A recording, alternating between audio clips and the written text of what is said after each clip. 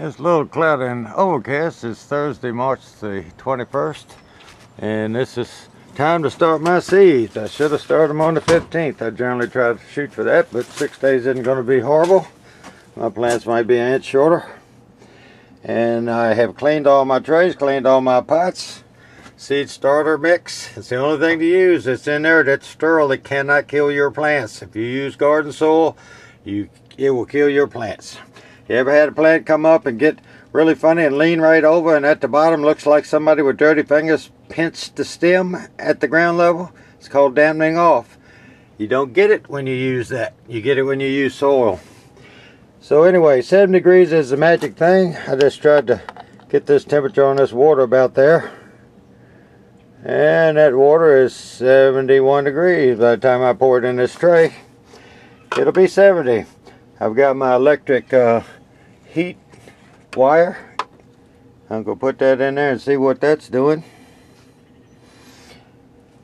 And I need to get this stuff wet.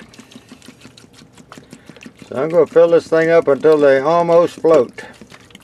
And in about an hour or two it will absorb a bunch of moisture. And all I'll have to do is put the seeds on the tops and put them in a dryer tray and spray them with water. And you can see right there, my bed underneath is 74 degrees. Whoa, I might have hit the wire. Let it do it again. It's about 77, 75. So then that'll give me gentle bottom heat. You want to aim for 70. My little automatic controller doesn't work on this anymore because it's old and corroded, and I'll have to bend the tab a little bit to adjust it. But that's what you got to do. Back after all this soaks up. See how some of them are floating? Once they absorb water, they'll sit upright. If you put too much water in them, it'll turn them over. For those of you who haven't seen a jade flower before, that's a cluster. And that's a cluster.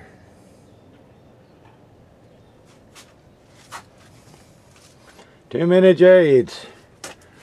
I wish there was some way I could ship these things.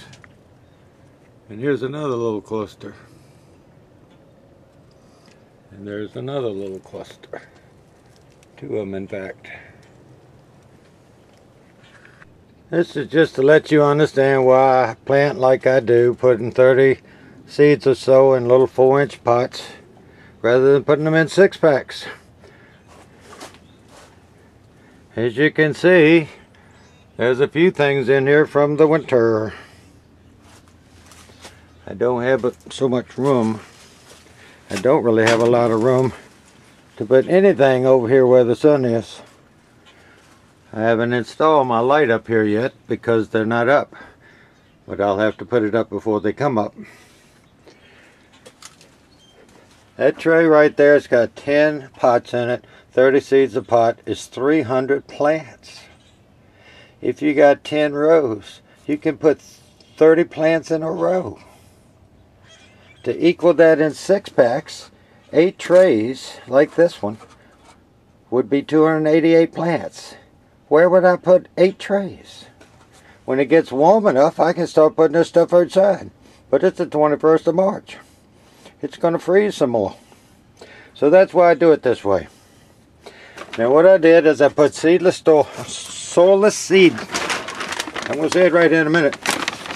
Inert seed starter. It's sterile. It'll keep your plants from getting any diseases. The pots are clean, the trays are clean, and I've had these things sitting in this water for probably 3 hours, and they still have a tendency to want to float. They're still light. I'm watering the top down to help them. I always water the top down before I put the seeds on them. So now I'm just going to put a few seeds on. It's not going to be a long deal like we did before. I'm just going to show the new guys what I do to grow my seeds. And at least this time you can hear it clear. You might even have to cut the volume down, especially with those dogs barking next door because I'm talking. First you need a pair of scissors. On a plastic bag, you ought to just cut the little end off of one corner. If the seeds you're going to plant what's in this whole package, cut the whole end off. And if it has a packet inside of a packet, cut the whole end off.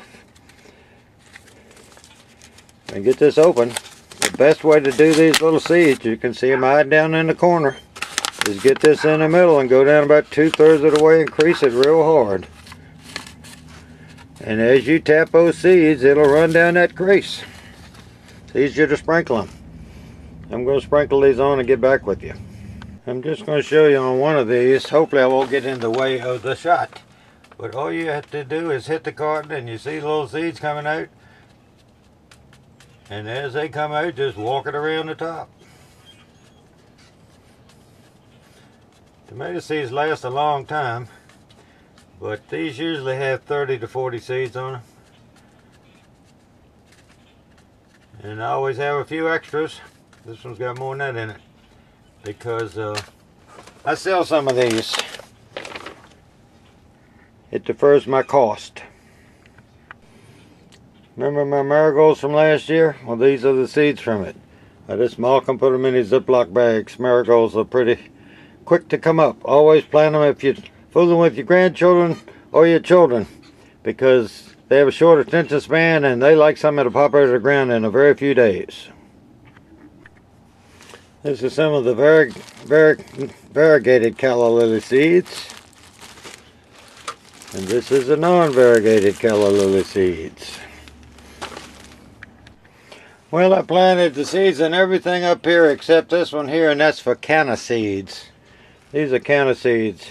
If you put that in a slingshot, probably half of you don't know what that is, and shot at a piece of glass, it would break it. And these are like bird of paradise is a seed similar to this. It's a little larger, but you have to scarify this. You have to nick this inside of this shell, and it's probably only about a 32nd of an inch thick, is a white pulp. And if you plant these like that, they'll rot. And it'll be 2 years, a year and a half. They won't come up. They rot. I've heard all people, oh, soak them overnight. Nah, this thing is hard. You nick that. And I have a tool which I can't find that holds this like that. And I put it up against the sand and dust and pull it back and look at it. Put it up against sand and dust. Once I see white, I flip it in a box and do them all that I'm going to plant. And then all you have to do is plant them in some seed starter mix and cover them. And they will come out of the ground pretty quick. And if you plant them this time of year, this is third week of March, they will get 5-6 feet tall in good soil and flower and seed. Now I'm going to show you what I do next. And we're going to do a little experiment. This is a Rutger Select tomato. It's a heritage seed. It's been around for a long time. People loved them in the old days. And when all the hybrids came out, they stuck with this one and several others. But this one is a good grower. And the neat thing about them is they all ripen about the same time. And back in the day when everybody was canning a lot, you didn't have to can tomatoes all summer long. You could do it and get it over with in 2 or 3 weeks. And you'd eat the rest.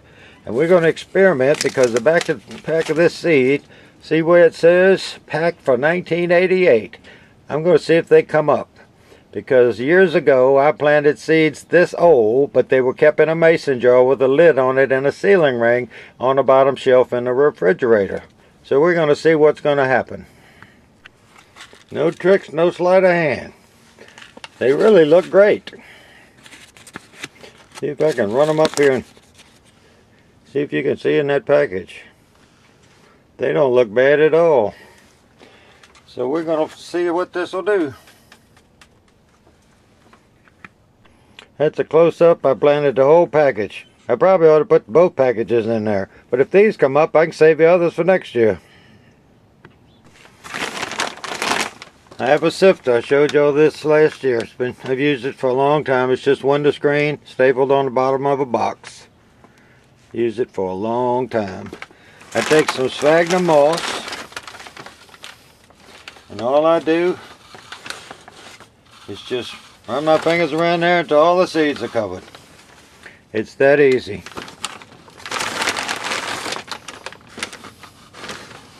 It makes a mess, that's why I took it out of the water, because all this sphagnum moss will be over there floating around.